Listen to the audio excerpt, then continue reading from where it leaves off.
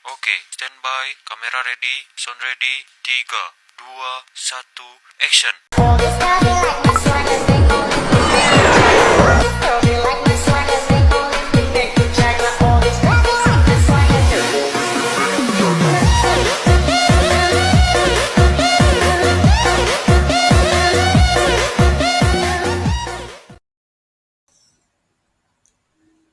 Tahukah kalian bahwa ada sebuah negara yang memiliki luas lebih kecil dari taman kota, tetapi memiliki hubungan diplomatik dengan lebih dari 180 negara? Ya, negara tersebut adalah Vatikan. Pada kesempatan ini, saya akan menjelaskan bagaimana Vatikan melalui tata suci dapat diakui sebagai subjek hukum internasional dan memainkan peran penting di dunia.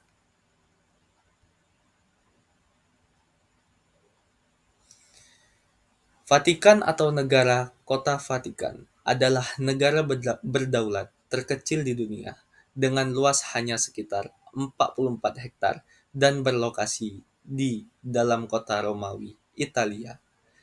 Negara ini merupakan pusat gereja Katolik dan menjadi tempat kedudukan Paus sebagai pemimpin tertinggi umat Katolik sedunia. Sejarah pembentukan Vatikan. Sebelum menjadi negara, wilayah ini adalah bagian dari negara gereja yang menguasai sebagian besar wilayah Italia Tengah selama lebih dari 1.000 tahun. Namun, setelah penyatuan Italia 1981 sampai 1870, sebagian besar wilayah negara gereja diambil alih oleh Italia, menyisakan hanya wilayah kecil di sekitar Basilika Santo Petrus. Konflik ini berakhir dengan Perjanjian Lateran 1929 antara Tatah Suci dan pemerintahan Italia yang mengakui Vatikan sebagai negara yang merdeka. Sistem pemerintahan. Vatikan memiliki sistem pemerintahan yang unik. Bentuk pemerintahan monarki elektif teokratis. Kepala negara, paus yang berkuasa seumur hidup dan dipilih oleh Dewan Kardinal. Kepala pemerintahan, Sekretaris Negara Vatikan, yang bertugas menjalankan administrasi negara. Badan Legislatif, Komisi Kepausan untuk Negara Kota Vatikan, yang beranggota para kardinal dan diketuai oleh Presiden Gubernatoral Vatikan. Hubungan dengan Tata Suci. Negara Kota Vatikan adalah wilayah fisik dan administrasi yang mendukung operasional Gereja Katolik. Tata Suci adalah entitas spiritual dan diplomatik yang mewakili kepemimpinan Gereja Katolik dalam hukum internasional. Meskipun Vatikan adalah negara tata suci yang memiliki hubungan diplomatik dengan negara lain dan menjadi subjek hukum internasional, ekonomi dan keuangan Vatikan tidak memiliki sumber daya alam ataupun industri besar, sehingga ekonominya bergantung pada donasi dari umat Katolik dunia, penjualan perangko, souvenir, dan tiket masuk museum, investasi keuangan, dan properti. Militer dan keamanan. Vatikan tidak memiliki angkatan bersenjata sendiri, tetapi keamanan Vatikan ditangani oleh Garda Swiss, pasukan elit yang bertugas melindungi Paus, Gendarmerie Vatikan. Saya ulangi lagi, Gendarmerie Vatikan, yaitu pasukan polisi dalam negeri Vatikan. Keunikan Vatikan. Negara terkecil di dunia ini dalam luas wilayah dan jumlah penduduk hanya sekitar 800 orang. Satu-satunya negara yang menggunakan bahasa Latin dalam dokumen resminya. Tidak memiliki kewarganegaraan permanen, warganya adalah rohaniwan yang kehilangan kewarganegaraan Vatikan jika tidak lagi bertugas di sana. Vatikan menjadi pusat spiritual bagi lebih dari 1,3 miliar umat Katolik di dunia, sekaligus memainkan peran penting dalam diplomasi global melalui Tatah Suci.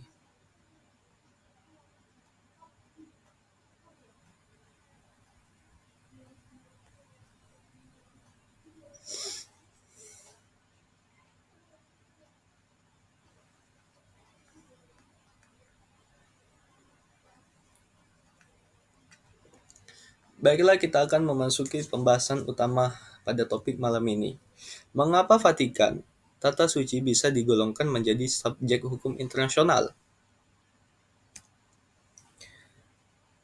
Vatikan atau Tata Suci dapat digolongkan sebagai subjek hukum internasional karena memiliki karakteristik yang memenuhi syarat sebagai entitas yang dapat berpartisipasi dalam hubungan internasional.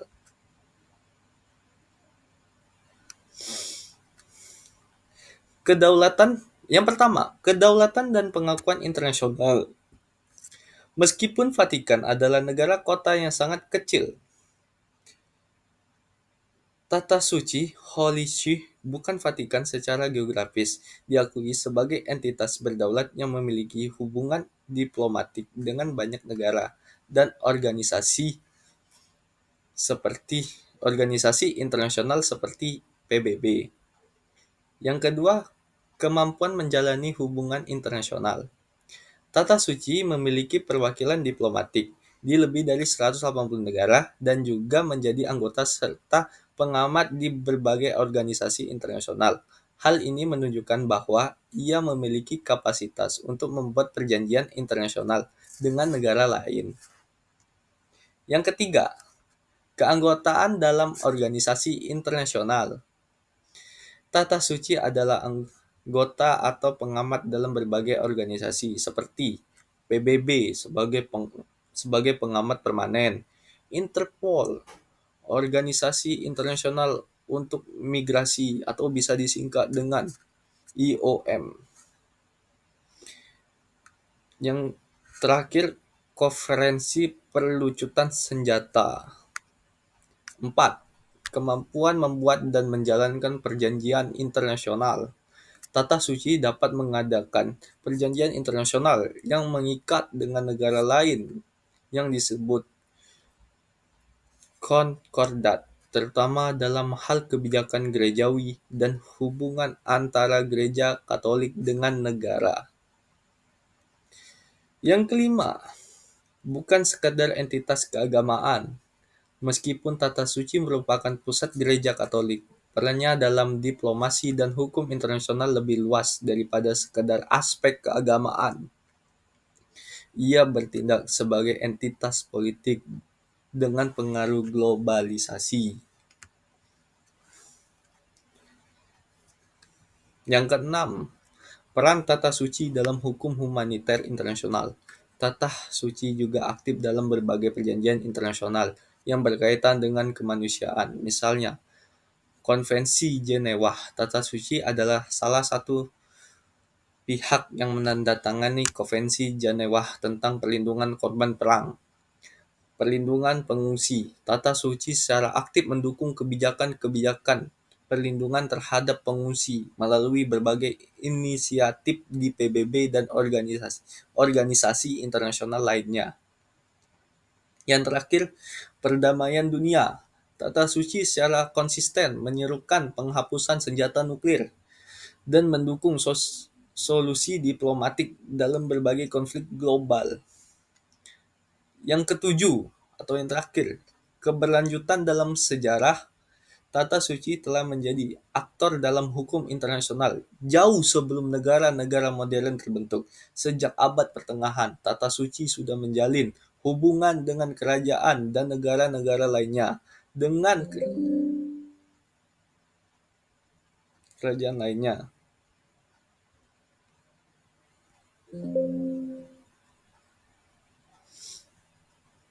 Karena memenuhi kriteria sebagai subjek hukum internasional, memiliki kedaulatan, kemampuan berinteraksi dalam hukum internasional, dan pengakuan global, maka Vatikan dalam hal ini Tata Suci diakui sebagai entitas yang setara dengan negara dalam hukum internasional, meskipun luas wilayahnya sangat kecil. Sedikit tambahan sebelum masuk ke kesimpulan. Pembedaan Tata Suci dan Negara Kota Vatikan. Tata Suci bukan sekadar wilayah fisik Vatikan, melainkan institusi pemerintahan gereja Katolik yang diakui dalam hukum internasional. Keberadaan Negara Kota Vatikan 1929 hanya sebagai tempat kedudukan Paus, sedangkan Tata Suci sudah diakui sebagai entitas hukum internasional jauh sebelum itu. Peran dalam hukum humaniter internasional. Tata Suci terlibat dalam Konvensi Jenewa mendukung perlindungan korban perang dan perdamaian dunia, aktif dalam kebijakan perlindungan pengungsi dan isu-isu kemanusiaan global. Daya ikat dalam hukum internasional. Meskipun bukan negara, Tata Suci memiliki hak dan kewajiban internasional, bisa mengajukan klaim hukum di forum internasional seperti Mahkamah Internasional. Kasus konkret yang menunjukkan statusnya. Menjadi mediator dalam konflik Argentina dan Chili 1978, menandatangani berbagai perjanjian bilateral dengan negara lain melalui Concordat. Dengan tambahan ini, argumen bahwa Tata Suci adalah subjek hukum internasional akan lebih komprehensif dan akademis. Baiklah, kita akan masuk kesimpulan dari materi ini. Akan saya bacakan. Kesimpulan. Tata Suci memenuhi kriteria sebagai subjek hukum internasional karena yang pertama, diakui secara luas oleh negara-negara lain dan organisasi internasional. Yang kedua, memiliki kapasitas untuk membuat dan menandatangani perjanjian internasional. Yang ketiga, dapat menjalin hubungan diplomatik dengan negara lain. Yang keempat, berkontribusi dalam hukum internasional, termasuk hukum humaniter dan perdamaian dunia. Yang kelima, memiliki peran historis yang konsisten dalam hubungan internasional sejak berabad-abad lalu.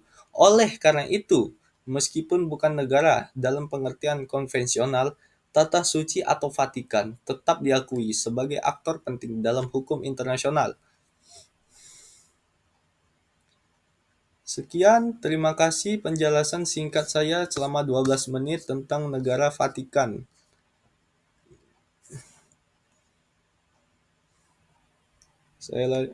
Sudah 12 menit, jadi saya akhiri. Assalamualaikum warahmatullahi wabarakatuh.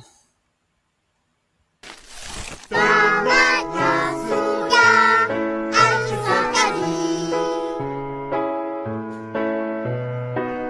Terima kasih dan jumpa lagi. I am lost.